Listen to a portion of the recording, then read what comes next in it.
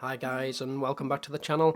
So we spent our last night in France and we're now heading to Spain. If you could please like, subscribe and hit that bell notification to help our little channel grow. And I'd just like to give you a brief rundown of how this little trip is going and would I recommend van life. So if you'd like to make yourself a coffee or a cup of tea and grab yourself a packet of digestive biscuits. And I'll tell you a little story about Jackanory. No, I won't. Anyway, this is van life. So, would I recommend van life? 100%. Are we having fun? 100%. Is it stressful? At times. So we experienced a few complications along the way, mainly internet issues, and we had a few bills that we actually weren't expecting. I dropped my phone in France and I broke the screen. This led to a repair bill of £366. Ouch, wasn't expecting that. And the company that provided us with the internet SIM card, a company called Techcom, which we'd agreed when we were in the UK through a little bit of research, they'd sent us a SIM card. It came with 300 gigabytes of data for €29 a month, which was going to be plenty, but at 6 hours notice that company cancelled that SIM card on me, so I was a little bit annoyed, to be fair. They were dropping the data usage from the amount that we had agreed to 12 gigabytes, which wasn't going to be enough. But upon taking that SIM card out of the router, I managed to snap one of the pins inside the router. I didn't realise that at the time, so after spending about 2 days looking for a SIM card, I put it inside the router, and ultimately the router didn't work because the pin inside it was broken. So we had to order another router, good old Amazon and Amazon Locker. But again, that was another bill, £298 for a new router.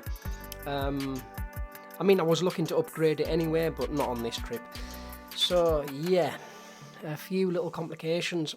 And then just to add to that, we'd collected some footage travelling through Spain. We'd done Denia, we'd done Altea in the hills, all along that coastline really. And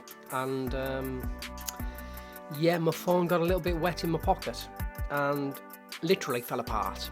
So the repair that they'd carried out in France was shocking. They'd used like a double-sided tape, but hadn't applied it all the way around, so it hadn't created any kind of seal. So yeah, crap repair, which we paid 366 quid for. I was spitting nails at this point, but never mind, it is what it is. So it was a little bit stressful. So van life is a little bit stressful at times. If you can imagine, a mobile phone is just dead handy to upload stuff to social media. It's dead quick to access like Google Maps and stuff, so to research where you're going to park that night, at sites that you're going to use, fill up and waste points. A mobile phone is just an essential piece of kit, I believe, for van life and the internet. So we didn't have access to these items anymore. Became a little bit stressful, to be fair. But van life as a whole, I believe, is just amazing. The freedom it offers you is unparalleled, so I would highly recommend it. If you're doing full-time van life, I'd highly recommend it in Europe because it's just so much easier than the UK. The UK is just more difficult to find dump stations and so on and so forth and places to park, but in Europe it's just easy. So yeah, it is a phenomenal. We've had a phenomenal time, shall we say. We spent like 2 years or so touring the UK, and seeing some of the places in the UK has been phenomenal, and then including Scotland and the Scottish Islands, and we've had now 2 trips to Europe, and it has been an absolute eye-opener. We get to see so much more than your standard holiday, and the freedom to do what you like is just unparalleled. So yes, I'd 100% recommend it if you have the opportunity to do it. But yeah, it doesn't come without its stressful times, unfortunately. So yeah, all this footage that I had taken with my phone along the way travelling through Spain up until the point that we got to Los Alcazares was lost, unfortunately. So you now pick this video up in Los Alcazares. I hadn't picked up the GoPro for days because I was just cheesed off. So you now pick us up, guys, on a beach in Los Alcazares. We'd spent some time there because I was waiting through the insurance company for a new mobile phone to be delivered to a shop on the high street in Los Alcazares. We didn't realise it could be so difficult to get a mobile phone shipped to Europe. What a nightmare. So that was another stressful time. Anyway, I'll let the video continue. Thanks for bearing with us, guys. Bye!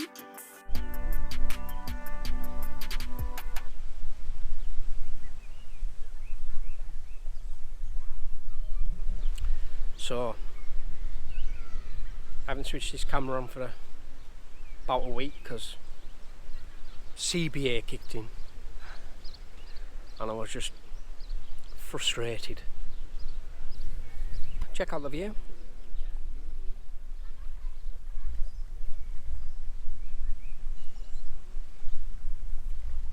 So we spent the best part of a week here, just at the same spot, which is the longest we've ever done, to be fair. We're at a place called Los Alcazares.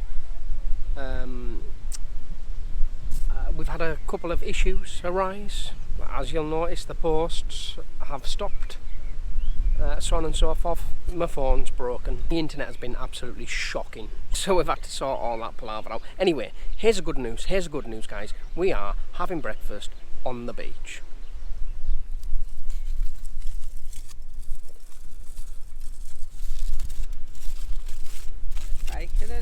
Bacon and egg, cheesy rolls. Oh my god. So we're just gonna chill here for another day. We may need another couple of days, to be fair, because I'm waiting on a mobile phone to be posted from the UK. Okay, Neville, pull your finger out. And then yeah, we'll then carry on. We're gonna head towards Portugal, so we'll see how that goes. Oh my god. That is lush.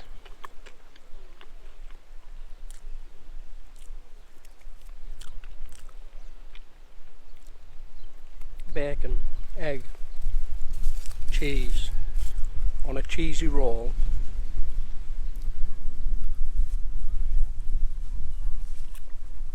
Looking at Europe's largest salt lake, apparently.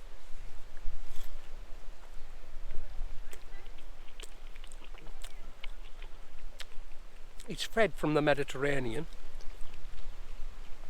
but the Manga strip almost turns it into a lake, which is, and we've stayed over there. It was okay. Right at the tip, we came through a place called La Manga, and you carry on. You've got the sea both sides. It's like a strip. There's a lot of high-rise apartments and hotels. I can imagine it's very busy in the height of the season, but it's not the height of the season where it's nice and quiet. There's nobody here except for one car, and that's somebody fishing. I reckon they'll be gone. To be fair, I don't think they'll stop. So we may just move right to the tip. But the scenery, views all around. We've got the sea on both sides, which is nice. This part is a little bit rougher because that's the open water, and then this part, it's like a mill pond, which is where the sea's gonna. It's where the sea's gonna set. It's where the sun is gonna set over the sea.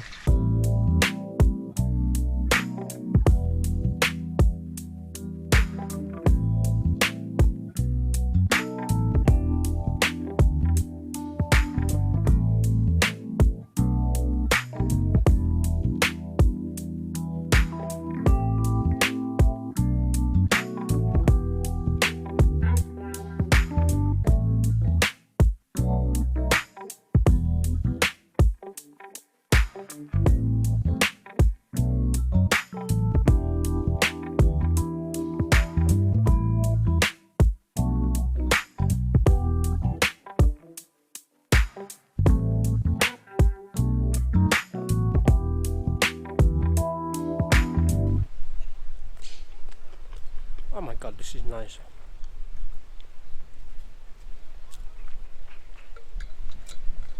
It's funny though, because we started looking at houses round here, and then we had a couple of walks up and down the strip, which is beautiful. But every now and again you've got a little whiff of poo. Kind of put us off a little bit. I mean, you don't want to live somewhere that smells of poo, do you? As beautiful as it is, and it is beautiful because we're by the sea and it's sunny, but every now and again you get that.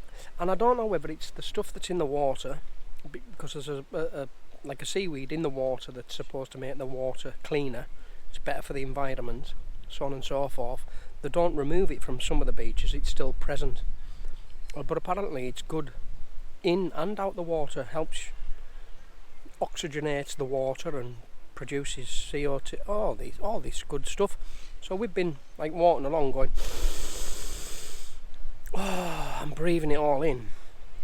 So I suppose it is quite good because it makes you breathe through your nose.